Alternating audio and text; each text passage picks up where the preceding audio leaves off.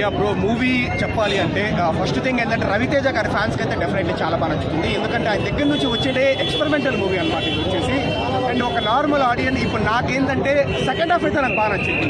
Especially last 20 minutes second హాఫ్లో ఉండే action sequences కావచ్చు, లేదా ఫస్ట్ హాఫ్ సెకండ్ హాఫ్లో ఉండే స్నైపర్ షూటింగ్ సీక్వెన్సెస్ కావచ్చు, రవితేజ గారి యాక్టింగ్ కావచ్చు, ఆయన డైలాగ్ డెలివరీ కావచ్చు, సో ఏజ్ తగ్గ గెటప్ కావచ్చు, అంతా బాగానే ఉంది. నాకేంది మైనస్ అంటే ఫస్ట్ హాఫ్లో కొంచెం నాన్ లీనియర్ స్క్రీన్ ప్లే అయిపోయింది అనమాట. అంటే ఇప్పుడు మనకు లీనియర్గా ఉండకుండా ఒకటి ఫ్యూచర్, ఒకటి పాస్ట్, ఒకటి ప్రెసెంట్, ఎవరు ఏది చెప్తా ఉంటారో తెలియదు అనమాట. అందరూ ఎలివేషన్స్ ఇస్తూ ఉంటారు. అదొకటి కొంచెం లీనియర్గా పెట్టింటే బాగుంటుంది నాకు అనిపించింది. సో అంటే ఎలివేషన్స్ మంచిగానే పెట్టుకున్నారనమాట, ఒక్కొక్కరు రావడము. కాకపోతే నరేషన్ కొంచెం బెటర్గా పెట్టింటే బాగుందని నాకు అనిపించింది ఫస్ట్ హాఫ్లో. అదొకటి తప్ప మనకు సెకండ్ హాఫ్ బాగుంది. మెయిన్గా ఏంటంటే మెసేజ్ వచ్చేసి నిజంగానే గ్లోబల్ మెసేజ్ ఉందన్నమాట.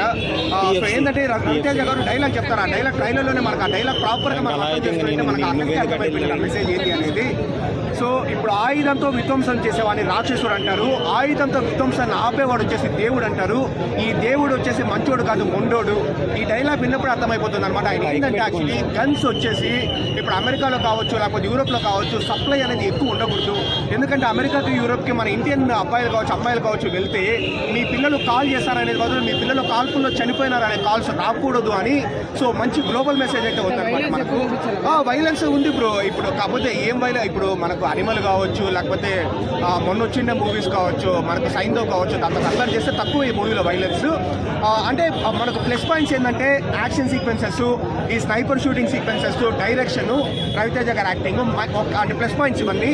మనకు మైనస్ పాయింట్స్ ఏంటంటే ఫస్ట్ హాఫ్లో ఒక్కటేనమాట కొంచెం నాన్ లీనియర్ స్క్రీన్ ప్లే ఉంటుంది. ఫస్ట్ హాఫ్ ఇంకా బెటర్గా పెట్టింటే బాగుంటుంది. ఏంటండి? లేదు బ్రో, సంక్రాంతికి వచ్చిన హనుమానే విన్నర్ అయ్యేది. బట్ హనుమాన్ తర్వాత అయితే ఈగల్ అయింది. సో ఇదైతే డెఫినెట్లీ చెప్తాను, Eagle is better than Saindhav, Naa Saami Ranga and Guntur Kaaram. అదైతే నేను చెప్పగలను. బట్ ఇది సూపర్ హిట్ అని నేను చెప్పడం లేదు, ఒక అబవ్ యావరేజ్ మూవీ. మేబీ అందరికీ బాగా నచ్చితే హిట్ కూడా అవుతుంది.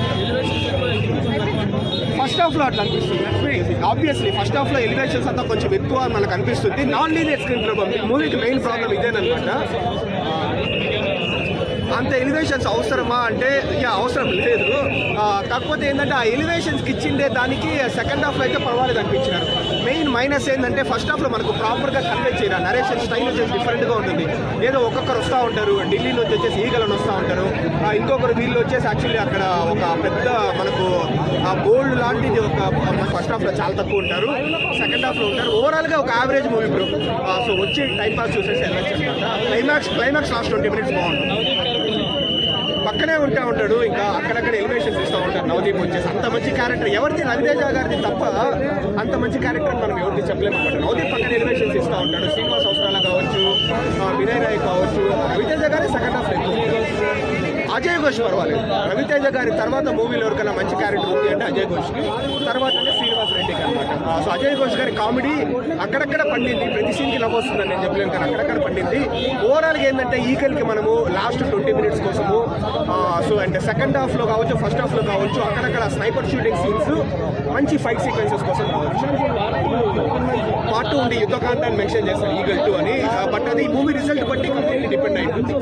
నాకైతే ఒక అబవ్ మూవీ అనిపించింది. అందరికీ ఎలా ఉంటుందో మనకు తెలియదు కదా, నాది ఒక్కటే కలెక్టివ్ పర్సెప్షన్ ఇంపార్టెంట్ కాబట్టి వచ్చేసి సో రావచ్చు, హ్యాపీగా వచ్చి చూడొచ్చు.